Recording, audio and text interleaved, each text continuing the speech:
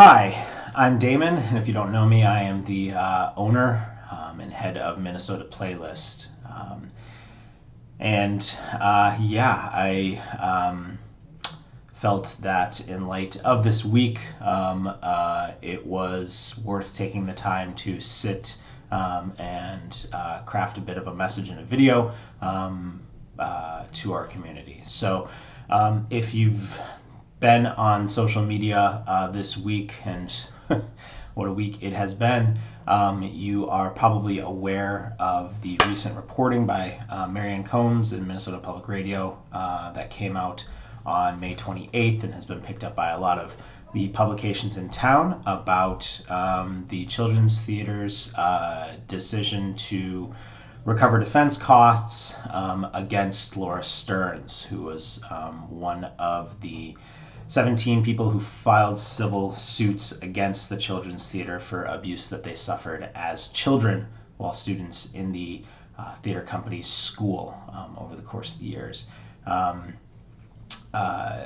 if you've been on Facebook and gone to the Children's Theater page and their official message that they put out this past weekend and read the comments, you can see just how much that choice to recover those defense costs and their handling of it has been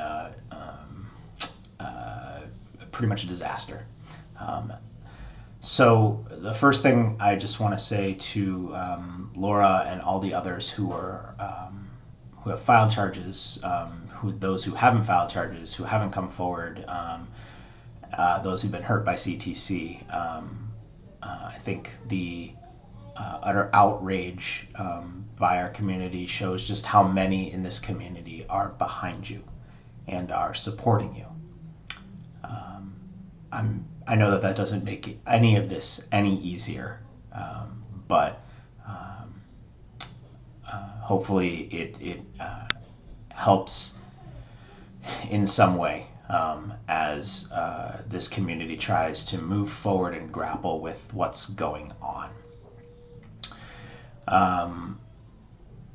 Part of this video is to let the community know that Minnesota Playlist is behind the boycott CTC movement, or whatever we're going to call it, that has cropped up and that Laura asked for after this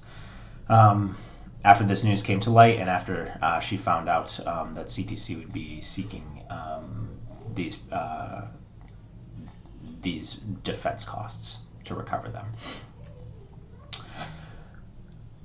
So I've sat for about 3-4 days and thinking about what can Playlist do, and what should we do, besides just post a hashtag and say boycott CTC and promote that through this platform.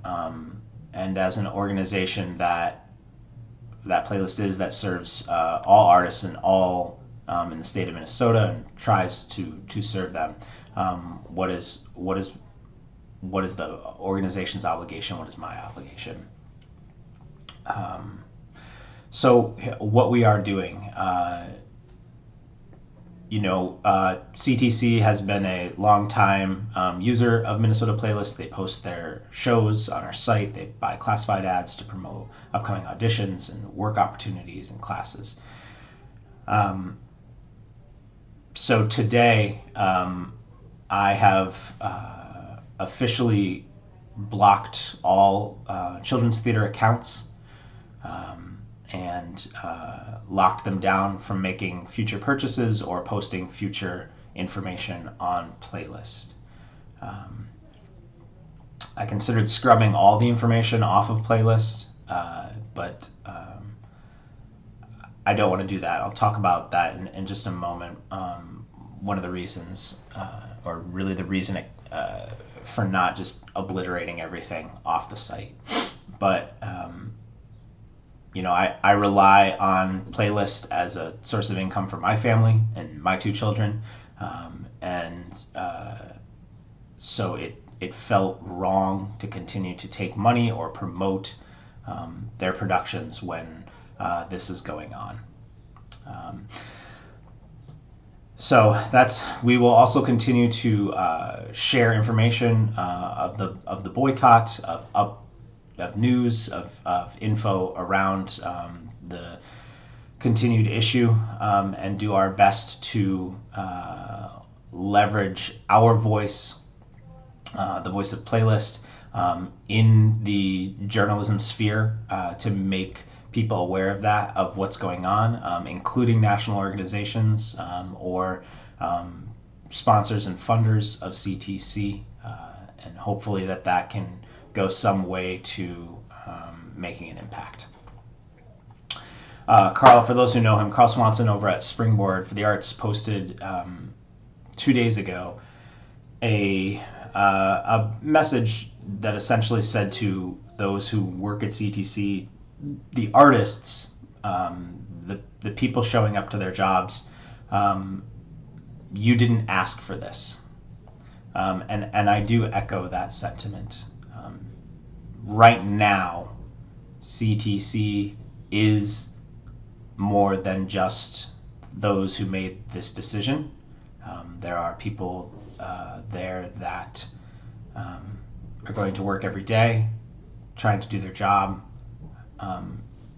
trying to do things that do make theater something that is accessible for young people to take advantage of. It's hard to look at this boycott and not think of how it can and how it may end up affecting those people, those who work there who aren't making the decisions. As this whole thing plays out in the sphere of public discourse and social media, I simply ask that everyone practice as much patience as you can. I saw a post on Facebook on the theater community group yesterday by a 17-year-old who was talking about how much a program at CTC just a few years ago helped her after her own personal tragic experience, and how good those people were to her and for her at that time. There are a lot of good people at CTC who rely on their job to put food on their table and to pay rent, and so many of those people are our fellow artists. I support the boycott right now for the message that it sends to those in power at CTC, and the message it sends to those who have the financial means to help change the decision making or alter the decision making that is occurring over there. So please, with all of your decisions about what you post, what you share, what you say, how you speak about this, before you do any of those things, consider who is in power, who is making the decisions, and to the best of your ability, act in a way that tries to affect those individuals and minimizes the collateral damage to our fellow artists. There's a lot of legitimate anger and rage and emotion right now. To the degree that we can channel it at the points that need to be changed, and not at those who are, like many of us, just working to get by in this challenging industry, I think is something to consider and at least be cognizant of as this plays out. Thanks to everyone who is doing the good work in trying to make these changes. Thank you to everyone who stepped forward to share their story about how they were hurt by CTC. This community wishes only the absolute best for you, and hopefully with our voices we can make the changes that are needed. If you have any recommendations or ideas for how Playlist can continue to help, please don't hesitate to reach out to me through the website or through social media, and Playlist will do what it can. Thank you.